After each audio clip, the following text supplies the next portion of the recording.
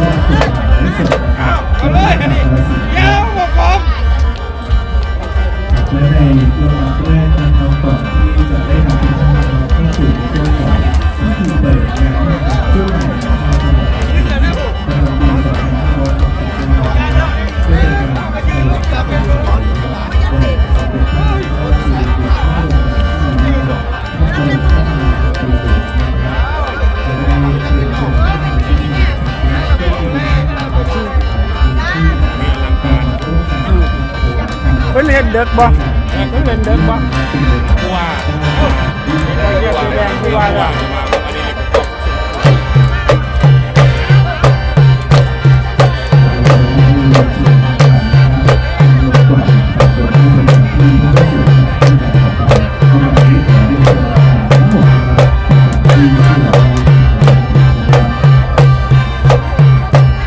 คือความว่าทำใจต่อไป